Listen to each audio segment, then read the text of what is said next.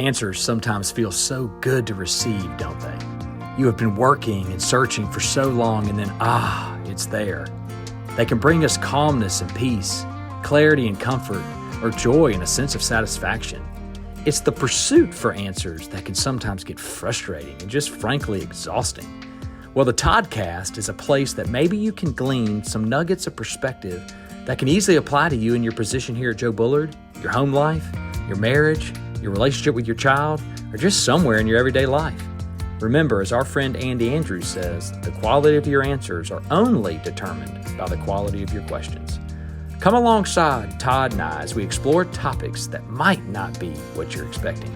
Let's get started. Welcome back to the Toddcast. Once again here just to throw some questions at Todd, who y'all see every week, and hopefully, and just kind of see your thoughts on it. Yes. Sometimes we do, I won't say controversial topics, but sometimes we just kind of throw out something that's just kind of want to get your perspective on it, from your position. Today, I would say this is more of like, I think it's relevant. I think it's always important to talk about relevant stuff that I feel like anybody that would listen to this may be able to take that nugget and implement in their life. Mm-hmm. Christian or non-Christian. I mean, really, like this stuff applies. A lot of stuff we talk about doesn't necessarily just Christianity. Sure. Apply. It could be apply in anybody's life. But there's also some like helpful, practical things, and that's kind of what I want to ask you today about, because I think each one of us right now is exploring this kind of on the surface, and I'm just curious your thoughts and how you've maybe integrated it into your spiritual life. Mm-hmm. So the big topic that seems to only be getting bigger, it was like the internet back in the early 2000s, now is AI. Right. AI is becoming a part of our lives whether we like it or not. Oh, it's here. And it is like the internet. It is not going away. It is not a fad that I remember those people that thought the internet were a fad for a period of time. It's not. I thought texting was a fad. Texting was a fad. Too cumbersome. That'll never stick. Well, it would have been if they would have gotten from the 1, 2, 3. The old Nokia face. Exactly. God, it took forever. Thank God they fixed that.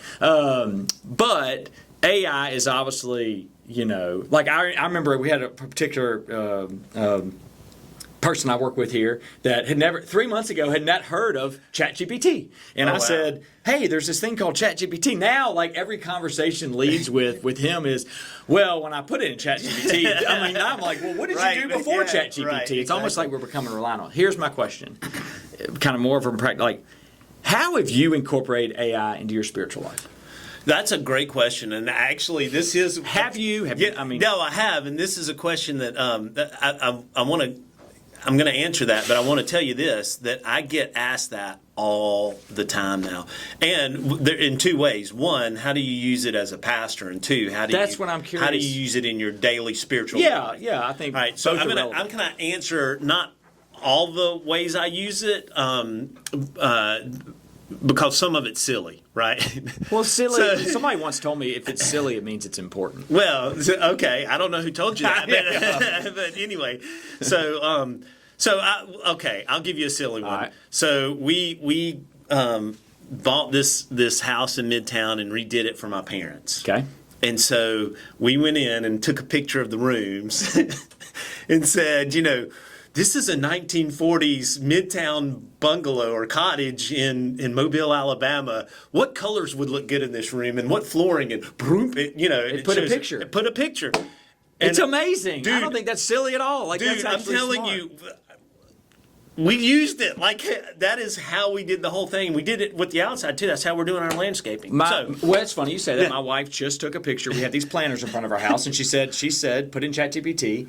That's what she uses or whatever. And she said, fill these planters, and poof. Yeah. It's like, that looks really good. Yeah. Now what's in there, and it'll tell you. And anyway, so that's what I mean by. Yeah. I'm not going to bore you with all that stuff. I get you. But one way that has been very powerful for me to use that cuts down hours of research is I can go in my sermon prep as a pastor, and I can say, how is this? Let's take a passage. This particular passage in 1 John. How is these three theologians discusser? What do they think about it? And what are the arguments against it? And give me some quotes, right? So it takes, and I know how to do that. I can do that, Yeah. but that would take me 3 hours. Yeah. And I can do it and have it in 30 seconds. And you can verify that it's accurate. Oh yeah, it's quotes. I mean, Yeah. I had the You know books, it. right? Yeah. I had the books, and I can pull them up on my 3 seconds. Oh yeah, 30 seconds, whatever. Yeah. I've got the answers. So it takes research and makes it very accessible. Well, the trick to that is you have to have good parameters, right? So You mean information in? yes. Yes. So you have to really define what it is that you're, because if not, you're just going to get a load of mess. So you've got to learn to be very specific. So that's how I use it in like research. Okay. People ask, does it write your sermons? That's the one I always get. Oh, yeah. I'm like, no, I would never do that because it just is all inauthentic and it's not who I Yeah. am. But and you've heard me do a sermon, and my sermons aren't that kind of sermon anyway. Yeah. They're very historical and verse by verse based. So Yeah. so it's a lot more of what I'm doing is saying, oh wait, I see that this word is used 60 times by this particular author in the New Testament.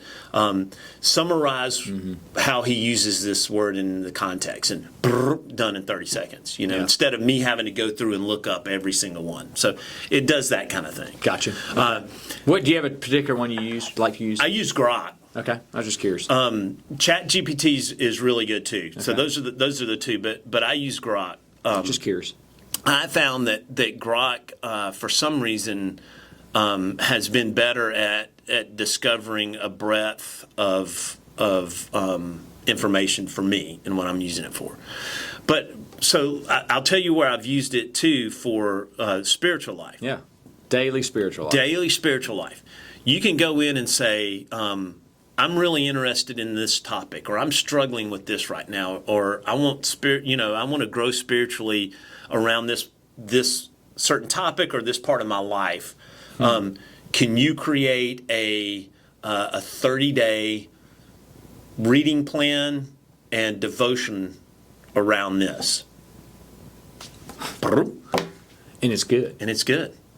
Yep. Dang. I hadn't thought about it from that standpoint. It's like almost like, okay, I'm struggling with loneliness. Yes. So loneliness is coming up in me, and I really don't understand it. I just want to walk through that a little bit, and so that's kind of an example of you put it in there. Yeah. And define those parameters. Right. And it'll spit it, and it's legit. Yep. And Dang. yeah, and it's good. And I can say I want everything. So Tim Keller is a guy that I like to read his books and everything. And Timothy Keller was a great Passed away. man. Passed away from cancer. Pancreatic. Yep. So he had cancer, beat it, and then it came back with a vengeance, and he died. And so this is where I'm going with that because of that. He had some pretty phenomenal things that came out through that. Dude, it's cancer? Yes. Okay. Like in his spiritual walk. Like powerful stuff that he wrote and spoke on and that he did videos on. Well, guess what? If you're going through a hard time, you can say, find me, Timothy Keller suffered with cancer, but was strong in his faith. Find me, quotes, videos, things he wrote about his battle with cancer, or what he says about how to struggle through pain. Yeah. And it'll give you all of his stuff right there. So I think it's good for that. I've also had people say, go into Chat GPT, and if you've got a theological question, ask it. Ask it to Chat. Example. Well, so I'm trying to think of comes to one mind? that's I mean, you talking about like a generic, is God real? No, well, you can do that. Yeah. I mean, you can do that, and it'll tell you these are the arguments for and the arguments against. So, so I'd use the pain and suffering one, Yeah. but That's really good, kind of specific. Yeah, that's a good one that I've had people say, hey, how do I deal with pain and suffering from the aspect of Christianity, or what does Christianity say about pain and suffering? What does Jesus say about pain and suffering? So you can ask those kind of things. But I've had someone who was struggling with a decision. This has been recent. They were struggling with the decision, and they were trying to find places in Scripture to kind of inform them. And I gave them a couple, and I said, but look, here's a good tool, man.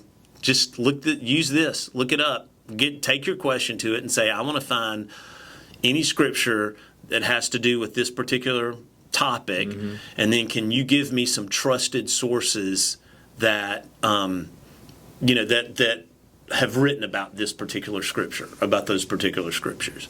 So it'll give you the scripture, and then it'll say a quote from C.S. Lewis. It'll give you this scripture. It'll give you a quote from whoever else. Interesting. I hadn't. I knew there's practical tips. I mean, that's kind of why I wanted to talk about this a little bit, just because we're all finding a new way. We're all babies at this thing. Right. Some more infants, and maybe some are becoming toddlers. I'm still a baby infant at it, but like I kind of led before we got on recording about like a big decision I've got to face right now. I mean, it's not a life-changing decision, but it's a big decision that's got a timeliness on it.